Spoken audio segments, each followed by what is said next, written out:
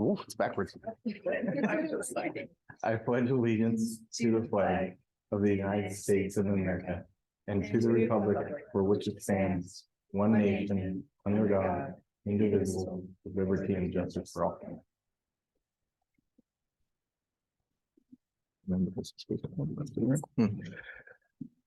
All right. I will now introduce our board of directors. I am Mike Rowley. We have Cynthia Coe, Tasha Woods joining us in person. We also have Madeline DeMatenon and Jonathan Henderson on Zoom. We are also joined by our superintendent, Ginger Haber, Executive Director of Student Services, Kelly Kronbauer, Executive Director of Finance and Operations, Kim Snyder, and our student representatives, Reagan Messner and Josephine Schepner. First item up is our consent agenda. Entertain a motion. I move that we accept the consent agenda. I second. All right. Tasha has moved that we accept the consent agenda. Jonathan has seconded. Any discussion? All right, I will call a vote. I guess since two are online, we'll do a roll call vote. So we'll start with you, Jonathan. Aye. Madeline? Aye. I vote aye. Aye. Aye. Any opposed? Any abstentions? Consent agenda has passed. And that now takes us into administration. Ginger?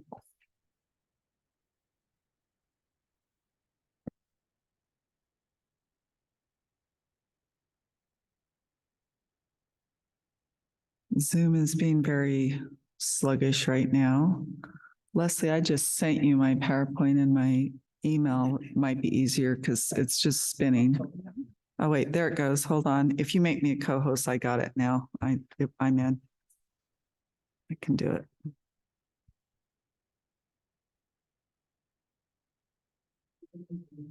Yeah, I'm in. So if I'm a co-host, I'll share my screen. All righty, here we go.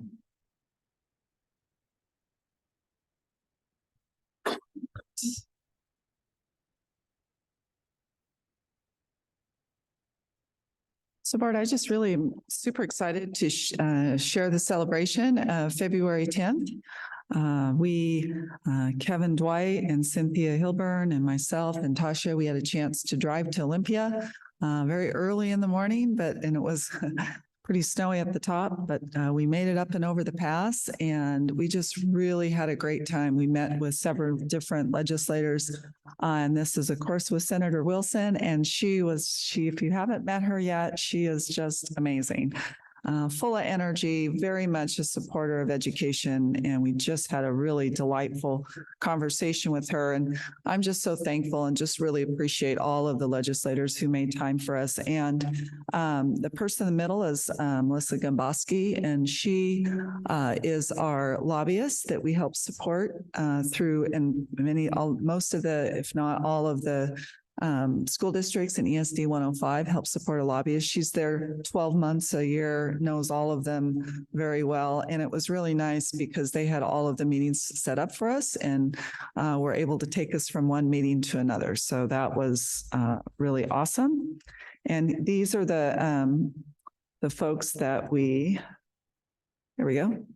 We met with Representative Chandler, Representative Stonier, who is in the House of Education, and she's also a teacher too. And so she's very supportive of education. And then certainly Senator Claire Wilson, who you saw in the previous picture, and Representative Alex Ibarra. We caught him just as he was done with the session, and he didn't expect us, but we just really spent some nice time with us, and we really appreciated him being willing to talk with us and to hear about our concerns. And what we advocated for were two main things with all four administrators, and that was increasing funding for special education. We spent a little over 600,000, somewhere between 600 and 700,000 last year out of the general fund for special education. And that was after using the funds that we get from the state as well as the federal government. So we definitely need to increase funding. While we were there was a bill in the House that got cut in half, and the funding got greatly decreased. But at the same time, there was a bill in the Senate that was promising more funding for special education. So we get to go with both Josephine and Reagan on Sunday. And I put in for a whole bunch of different meetings with legislators, and we'll find out which ones WASDA allows us to have probably tomorrow, because today was the cutoff date. And then the other thing that we really wanted from legislators was to bring back that staff mix factor. So before the McCleary decision, school districts used to get significantly more for teachers who had 10 or more years of experience. And here in Ellensburg, we are very, very fortunate to have multiple teachers who have over 10 years of experience. We have very experienced teachers here, and I think the legislators need to honor that and bring back that staff mix factor. So our average salary is about $85,000, between $84,000 and $85,000 for teachers, and we only get a flat amount for every teacher of $72,000. It's not right. I mean, we have great teachers with a lot of experience, and the legislation in Olympia, they need to pay for that. Like they did before McCleary. So we definitely advocated especially for those two factors while we were there. But it was a great time. It's a long drive down and back in one day, but we had a chance to, I think, really have some great conversations about education and what our visions were for moving forward. And we look forward to making that same trip with you guys Sunday and Monday of next week. And I know Tasha will probably share more about legislation in her update as well. And I'm also going to share, I know Josephine's going to share a little bit about the Student Senate. I think it would be really good for us. I think student voice is important, and we had tried some different things with the Student Senate this year, and I think that we learned a lot from that, and there's more that we need to think about probably for next year. Hanover Research has a really good article about the importance of elevating student voice. And so I'd like to send that to you before our retreat, our work session. I know we don't call it retreat anymore because we're actually working all the time. But I'd like us to maybe reference that in that conversation. And I'd like to make the suggestion that we put the elevating student voice as one of the items that we talk about during our work session. So that is the end of my report. Great. Thank you, Ginger. And thank you both. Who was the other teacher who went? Cynthia Hilburn. And Cynthia for going and being advocates for the students, the teachers, the district. So reaching out to those representatives and senators on the district's behalf. So thank you. So. Any questions, board? Okay, that takes us to Kim, finance report. Student report. Oh, sorry. No, I skipped over. I'm sorry. Terribly sorry, actually. Let's go with the student reports, please. Hello. So as Ginger said, I'm going to be talking about the Student Senate. So we started out by forming the Student Senate as a discussion group to bring a diverse group of students together to work with the superintendent. We wanted to increase the outreach of student voice. And we decided from the beginning that they wanted to genuinely create change. And it was decided the best way to do this was by creating a project. So the first discussion that we had with the Student Senate was based on attendance and why kids don't come to school or what would encourage them to come to school. And piecing things together for what we could turn into a project, we decided that creating a better teacher-student connection would fit really well into that. So that's what we decided to focus on for our project. They created the project proposal for Coffee and Connections that was previously shared at the last meeting, where students would give coffee and other breakfast items to staff and ask them get to know you questions about their background and motivations for teaching. However, with our last meeting, we had to backpedal a little bit. We've had 4 people drop out of the Student Senate, and some others have just stopped coming due to various miscommunications. Some students wanted to do more to create change within our school, while others didn't have time for a project and wanted to just have discussions. So members within the Student Senate asked what had happened to the attendance of the Student Senate. We had to kind of veer off agenda, but it ended up being a really good conversation that we ended up having, as opposed to sticking to the agenda. So we talked about the purpose of the Student Senate and how it had kind of gotten a little lost. They were wondering what the foundation of the Student Senate actually was.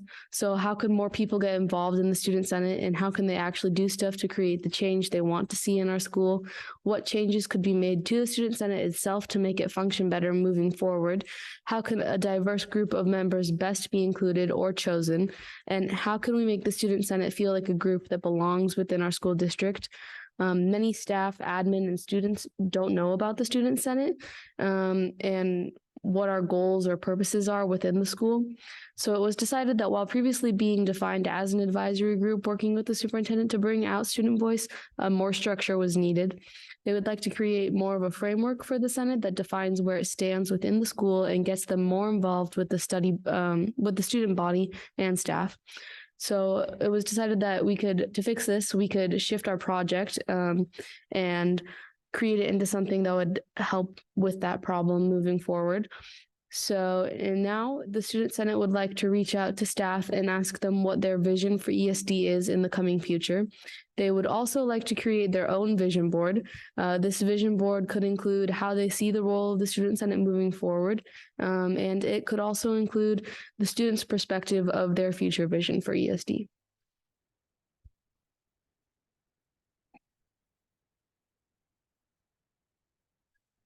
Good evening. I'm excited to talk about the many great achievements and activities the students at Ellensburg High School have been involved in.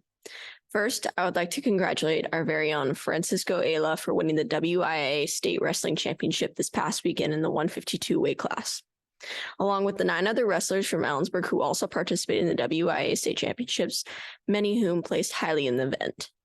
Secondly, I would also like to recognize our undefeated girls basketball team for officially winning both the CWAC championship and the district championship as of their win against Prosser High School last Thursday night. This coming Friday, the girls will be competing in the first round of the WIA state championships on the mission of bringing home another state championship. Finally, the Ellensburg Winter Musical is almost here. After many hours of tireless work, Kiss Me Kate is ready, and opening night is this Thursday, the 23rd. I would like to recognize the dozens of students and volunteers who have worked so hard to produce this wonderful musical and be ready for opening night. Thank you, board, and thank you, Superintendent Haber. Thank you, Reagan. Thank you, Josephine. A quick question. I have a quick question. Are you guys going to be reaching out to the lower classes to try and get interest in Student Senate for next year when you guys are done? So I'll just jump in for a second because these guys are seniors. And we definitely want to talk about that some more. I'd like to talk about that at the retreat, like what is the board's vision for the role of student voice? What kind of a group do we want to have? I love the questions that you put in your report, Josephine, because I think those questions could kind of help guide our discussion around that. And then from, I think, our discussion, we can take that to the Senate too and say, okay, here's what we're thinking. Do we want it to be a student Senate next year? Do we want a different kind of group? I just think there's a lot of great possibilities. So, but definitely we'll want to get their input on that for sure.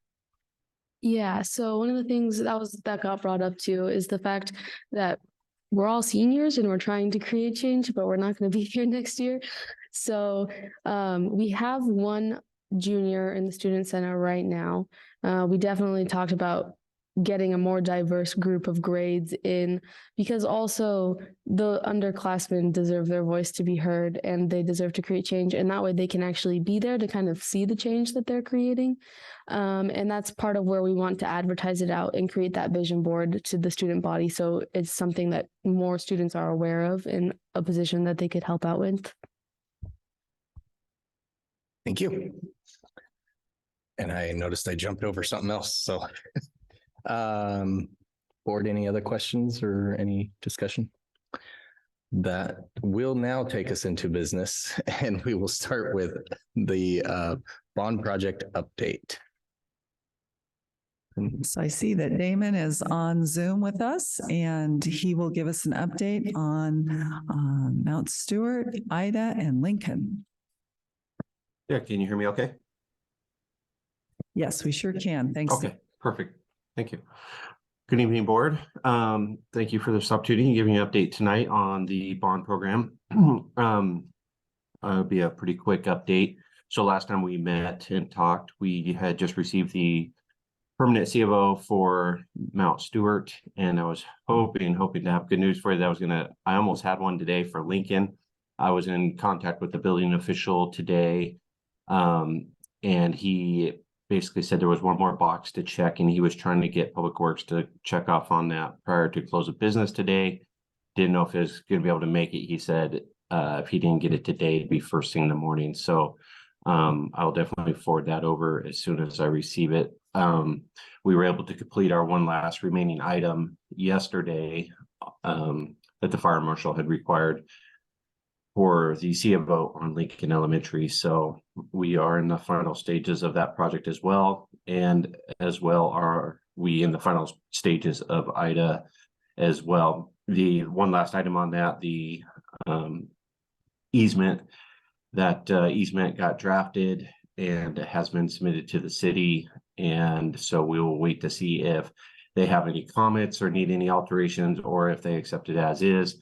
And that is the last remaining item on that. I do not have a time frame on that. I don't know what their turnaround time is on that, but as soon as I find out, I'll definitely let the superintendent have her know.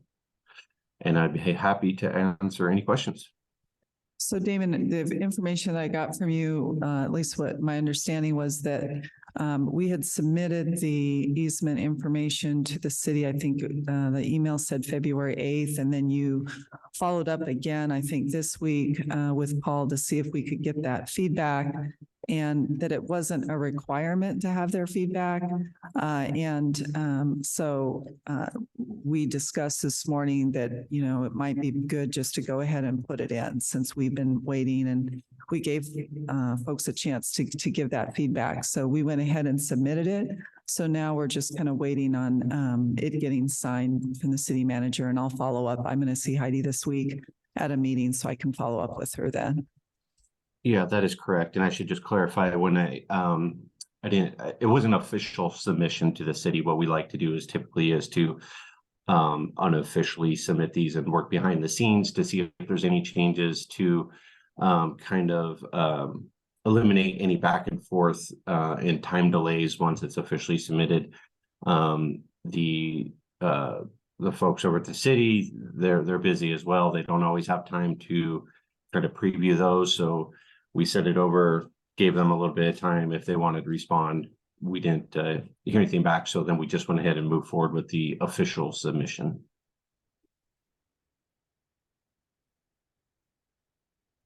Board, any more questions? Great, thank you, Damon. All right, thank you.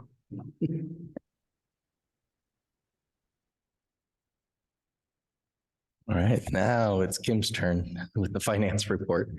You're just excited for me to do this report, aren't you? Tonight I'm going over the January 2023 financial update.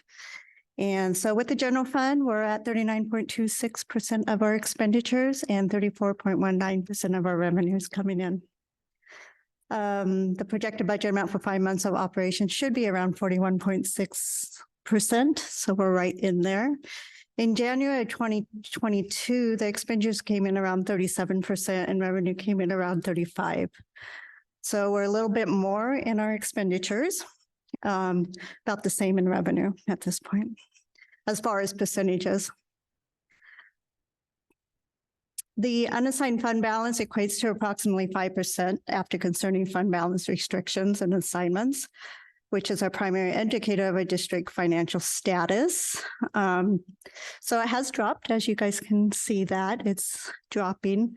I did do a little bit of a cheat with February today, just to kind of see where we're at. We're still posting some expenditures, but I kind of knew the numbers. So the preliminary numbers are coming out a little bit higher than 5%. So that's good. When comparing to January 2022, we have spent about $2.28 million more this year than we did in January 2022 at this point. That is made up of certificated salaries increased by 743,000, classified salaries increased by 286,000, benefits has increased by 501,000, supplies have increased by 386,000, purchase services have increased by 423,000, travel increased by 9,000, and then capital in the general fund has actually decreased by 62,000 as of January. We do have a discrepancy between our trial balance and Kittitas County Treasurer's report. It always seems to be something with payroll, but it's always timing and payroll. This difference is due to the timing of the transfer for the District 403B vendors. That's kind of like a deferred comp, but it's different vendors for that. The district recorded it as of January and the Kittitas County recorded it as February. So it's just a timing over the months. The discrepancy will clear out in February.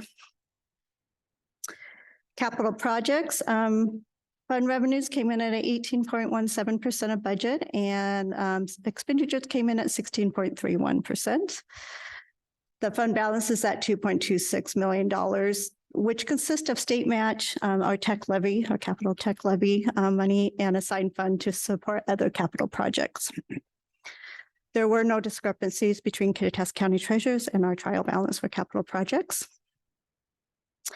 Debt service fund revenues came in at 53.84% and our expenditures are at 81.91%. Remember that we did have a principal and interest payment in December, our largest payment. And then we also have an interest payment that will be made in July of 2023. There were no discrepancies between Kittitas County Treasurer's report and the debt service fund trial balance. The ASB fund revenue came in at 30.99% of the budgeted revenues and expenditures came in at 21.92%. Remember that ASB board has made the decision to budget for capacity for all possible fundraisers. So they budget quite a bit, just to make sure they have that capacity. The reconciliation between ASB trial balance and Kittitas County Treasurer's report found no discrepancies. Our private purpose trust fund is not a budgeted fund. However, you will see that the fund balance is at approximately $44,000. And there was no discrepancies between the Kittitas County Treasurer and the private purpose trust fund trial balance. And transportation vehicle fund, the revenue for the transportation vehicle fund came in at 3.16 and expenditures are at 17.64. We did purchase a bus. The revenue for that fund doesn't usually come in until August. And we're expecting for that revenue, around 400,000, 428, I think. So that should come in August. And there was no discrepancies between the trial balance and Kittitas County Treasurers. I would like to remind everyone that this report is presented with the information I currently have and is subject to change as we continue through the year. I would also like to remind everyone that revenue sources are used in their current funds for authorized expenditures and can't usually be transferred to be used in different funds unless authorized within the adopted budget and within the accounting laws. Are there any questions? Doesn't look like it. Thank you very much, Kim. And all right, enrollment report from Kelly. Good evening, board. So you have a couple documents. We have the first document I thought I'd go over is the one that is titled 2.23. It's our overarching monthly enrollment. And for our new board member, just for you to know, we have two sections on this. We have FTE, which is basically the amount, it's called full-time enrolled. It's the amount of time a student is in the building. So if they're a full-time student, they're 1.0. And then we have the monthly head count, which is just the number of kids. And so oftentimes our head count is higher than our FTE because we have students that are part-time or are sharing time with Central Washington University or other organizations. So as you can see, as promised last month, I told you that we would have a nice increase in our enrollment, and we did. We increased 34.23 kids, which brings us 4 kids above our projected budget number. So look at us. We've reached that and we've exceeded it. So that's exciting. Thank you, Transitional Kindergarten. That starts halfway through the year. The goal is to continue to grow that number. We'd like to see that go. But we finally reached it. So we're very happy about that. In the middle of the worksheet there, you can see there on the left side, we have CTE, career and technical education. There's special extended funding for CTE. So we get general ed money for every kid. And then kids who are enrolled in career and technical ed, there's additional dollars that flow. So as you see, middle school has 31 FTE, 31 full FTE in those counts. And then the high school has 202. There's much more in the high school career and technical ed program, but those monies flow then to career and technical ed to support their programs like business and their marketing and their health and agriculture and so forth. And then we have our total enrollment. You can see in the middle there. And as you see, 3265 is our head count number. And we have then the 4 alternate numbers for Excel and PLC. Those are alternative learning. They are funded with an allocation, but it's slightly different than our general ed allocation. And we have Running Start. So you can see that we have 111 students that are Running Start. And then we have Step Up to College, which is Yakima Community College's Open Doors program for students that in an alternative program through them. And on the right side of that sheet, you can see that we have our TBIP services. Those are transitional bilingual students. And so we have 266 students that are served in our district. There is funding for that based on those counts on top of the gen ed. And then we also have, when you see the TBIP trans out, there's 16 students that have exited. They have met the standard for English language, but there's 16 students that get 2 more years of funding to monitor and support them. So when you see those numbers, the 16 there is for additional tracking and supporting of students. Okay, and then down at the bottom, you can see some of the information around Step Up to College and Running Start. Those are really almost more flow through dollars. Dollars come and they go, and they go directly to those organizations. So as you see, we have 1 9th grader in our Open Doors program, and then we have 3 12th graders to equal a total 4, and then Running Start's information is on the right side. Any questions on this document? So the other document is the monthly student enrollment FTE comparison. And this basically is just looking at where we were last month and where we are now. So as you see, we've jumped to that 34.23.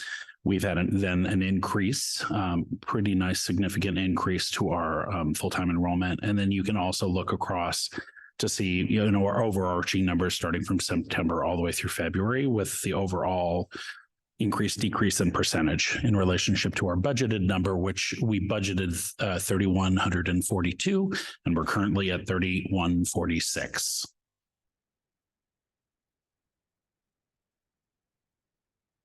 Any questions? Oh, thank you very much. Thank you.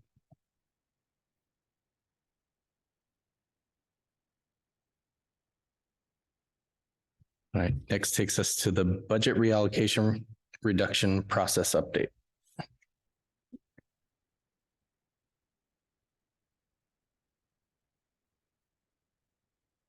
So Board, we had a good meeting last night. And a special thank you to Mike Welch and his team for being there. Diego, they were the whole time. They had Chromebooks set up for every single person. We had the spreadsheets all within that Chromebook because we knew that there was information there. We want to. That was just important for the committee members to be able to just consider. And so I'll just kind of share with you, if this is going to want to turn, let's see. There we go. Oh. So just a reminder of where we've been. We sent out that survey first few weeks of January. First meeting was on the 17th. We developed some great norms together about the importance of confidentiality and mutual respect. Then I also put out a survey to see what kind of a consensus model folks wanted to use on Monday when we meet.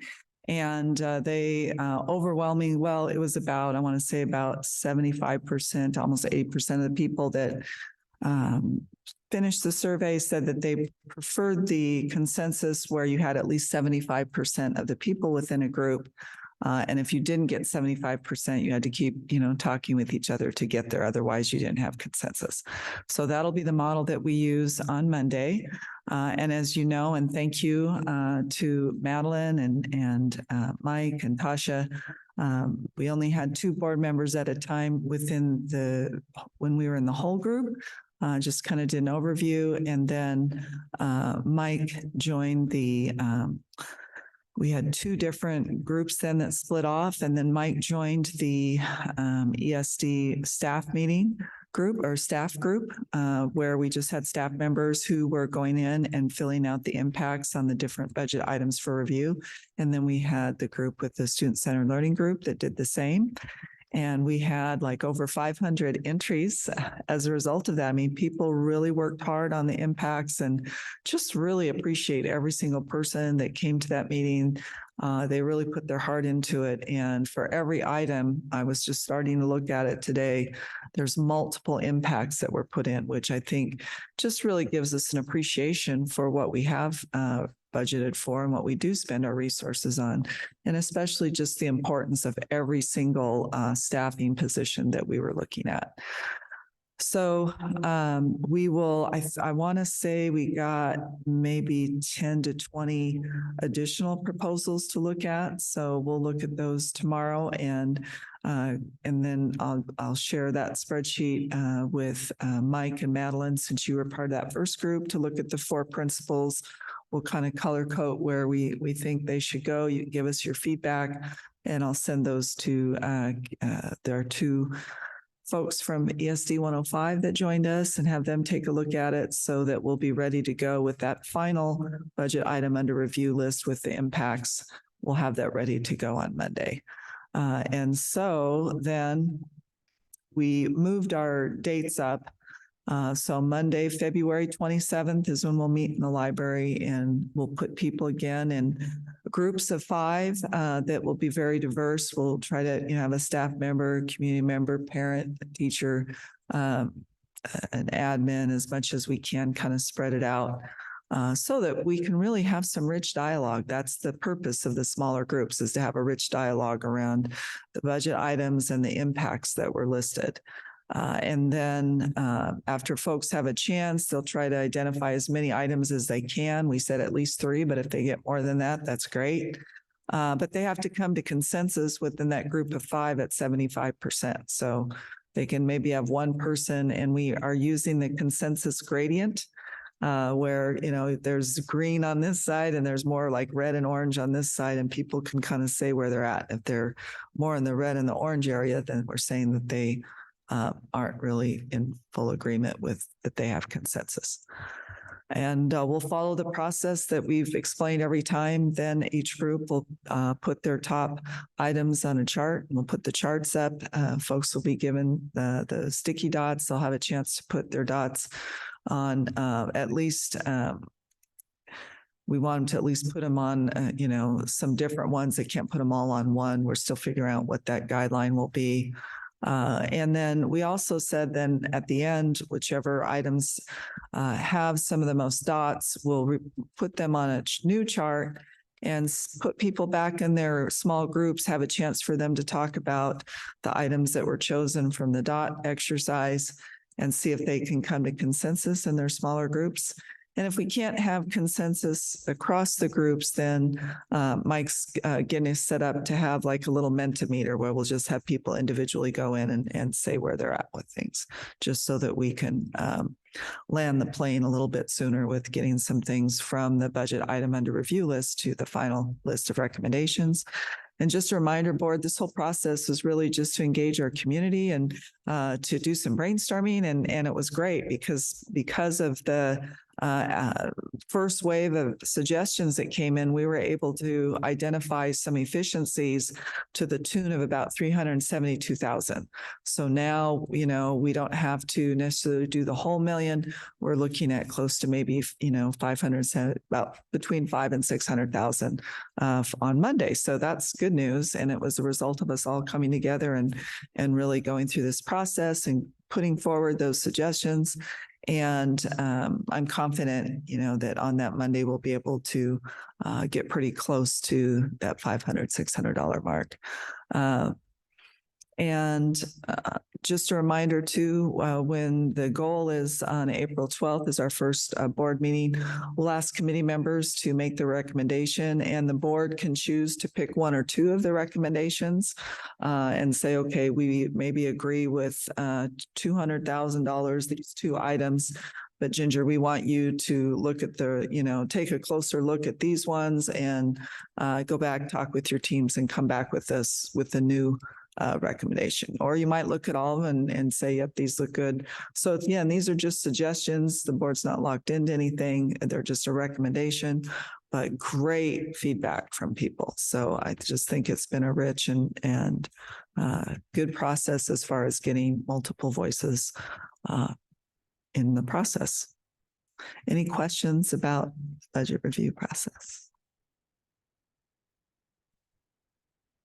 All right.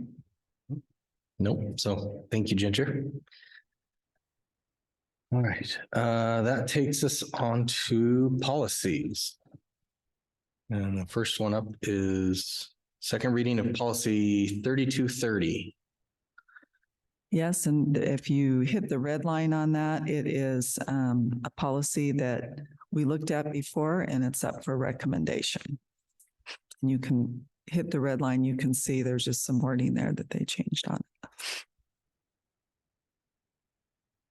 Board, because this is up for recommendation, that means it's been looked over by our district administrators, and we can see in the markup that most of the information has been moved to the end of the policy, and it's just sort of updating with RCWs at the end. So I move that we adopt policy 3230. I second. All right. Tasha has moved that we adopt policy 3230. Madeline has a second. Any discussion?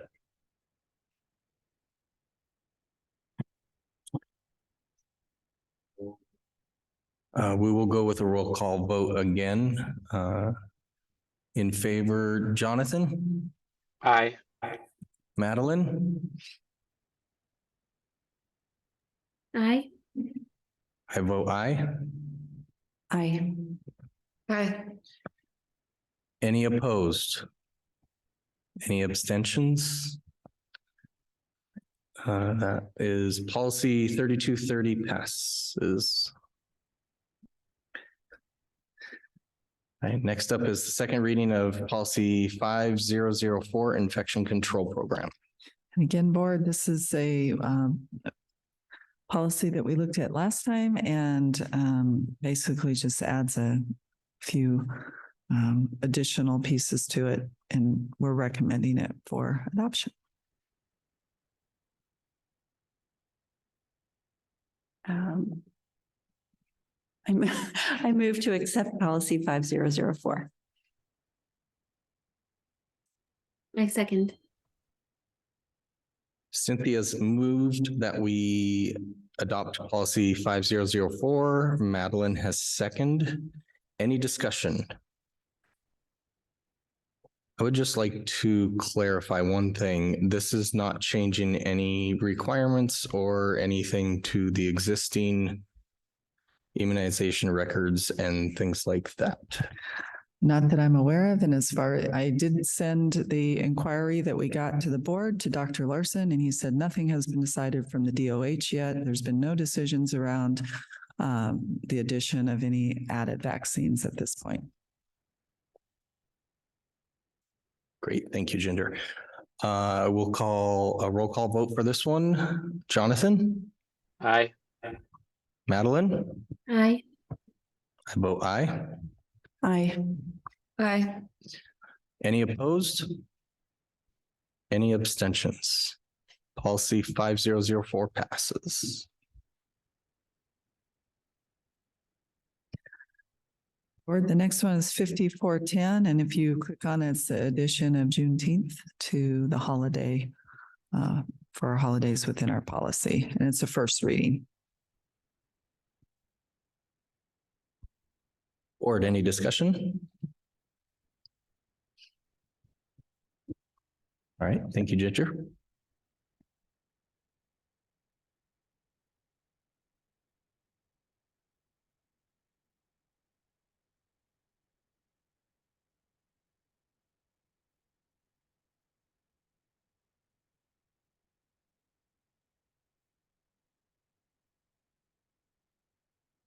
All right, so next up is board reports. Tasha, do you have teaching and learning report for us? Well, the teaching and learning report, I would just say that the Student-Centered Learning Committee gathered with the other committees and did that work we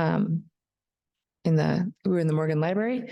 And so just adding on to it, superintendent shared various stakeholders there, everyone taking it very seriously, everyone deeply engaged. And also, I felt like people really understood that we're talking about our friends and neighbors and coworkers. And so it was very serious deliberations. For the legislative report, I would just like to add on that this is an important week in the legislative agenda. This is when they say on Friday that bills die or they go forward. So things are going through the Ways and Means Committee.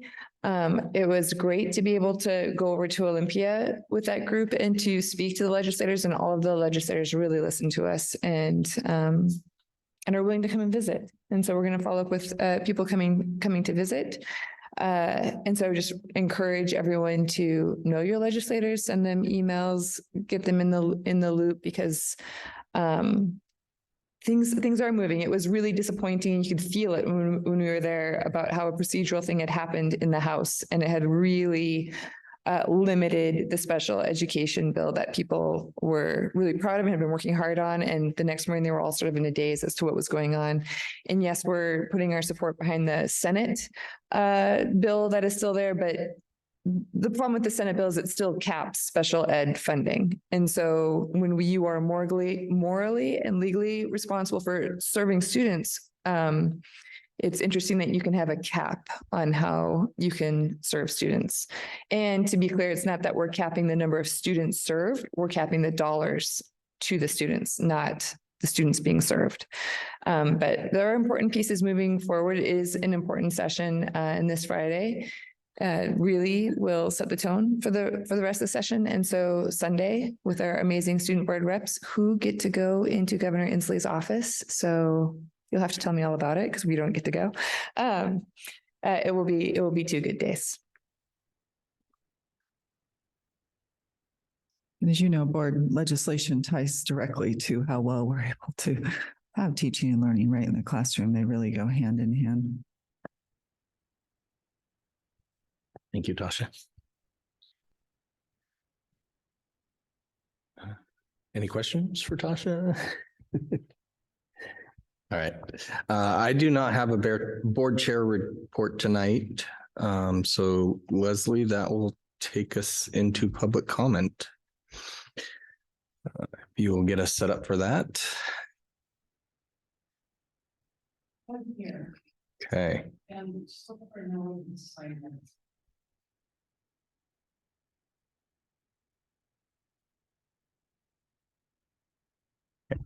All right.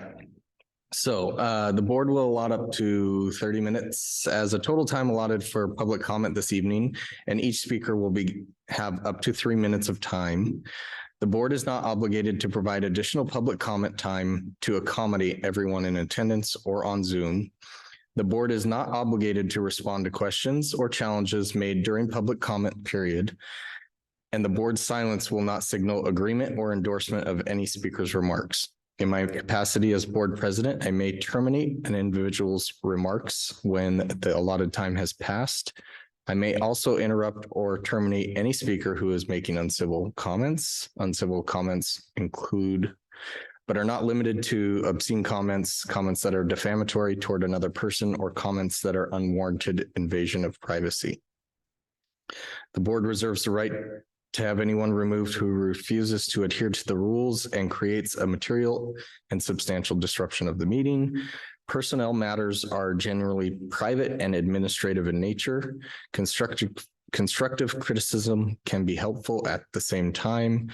The board has confidence in its staff and programs and will act to protect them from unwarranted criticism or disruptive interference. Complaints or concerns received by the board or any board member will be referred to the superintendent and will not be considered or discussed by the board in this setting. I'd ask that you respect staff members' privacy and consider putting any concerns you have in writing if they pertain to a personal matter. The board can then review and forward those to an appropriate administrator.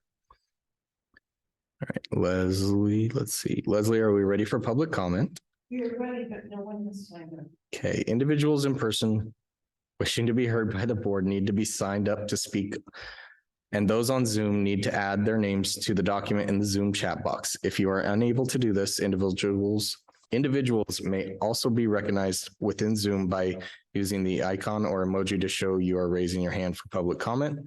Once the board chair calls on an individual, they will identify themselves by stating their name and address for the record. Individuals will proceed to make comments within the 3-minute time limit. If an individual wants to request a response from the board, this may be possible by submitting this request in writing or email to board@esd41.org.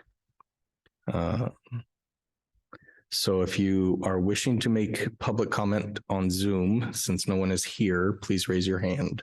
And we'll give about a minute.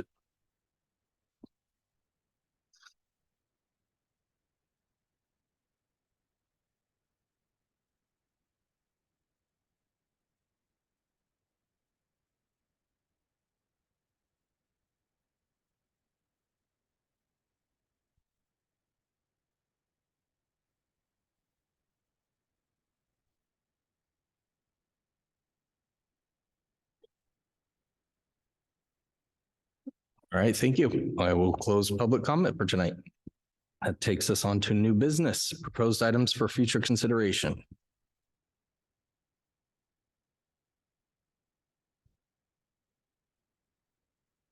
No proposed items. That'll take us into meeting closing. Ginger, do we have an executive session tonight? Okay, we do. Yes, How we much do. time do you think we will need?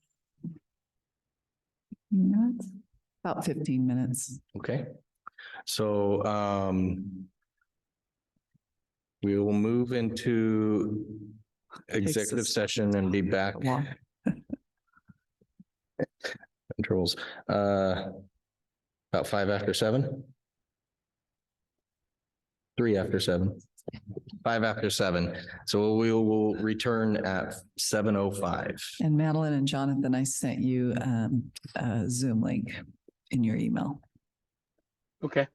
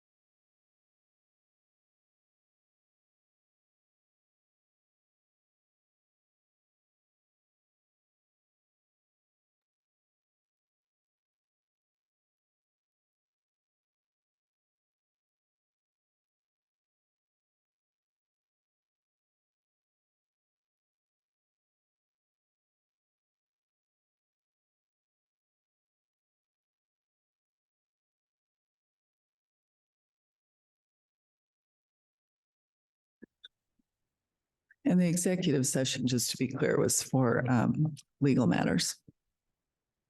Thank you, Ginger. All right, next up is board calendar. And Ginger, you just sent us all an email about our So I session. think I sent you some dates in March that where we'd be able to use for free the that nice board room that the university has at Braden Hall? Barge Hall. And those dates are in March. And then Madeline shared that she'd like us to still if possible consider a date after April 18th.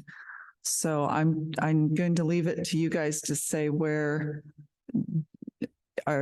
do we want to, what do you guys want to do with that? Do you want to wait until after April? Do you want to have it now? I'm leaving that up to you guys as far as what you want.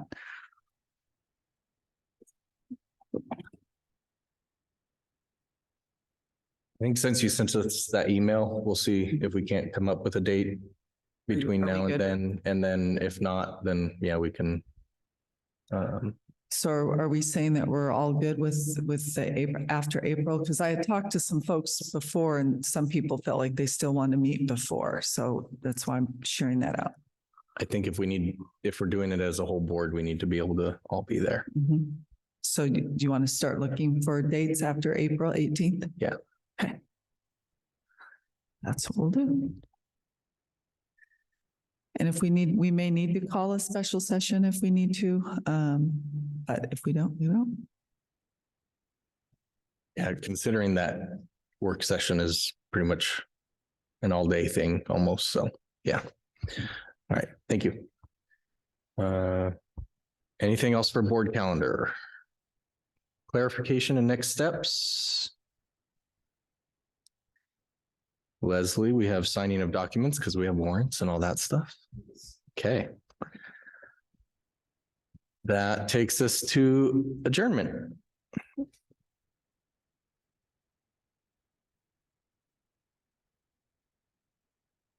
I move that we adjourn. I'll second. Tasha has moved that we adjourn and Cynthia has second. We are adjourned.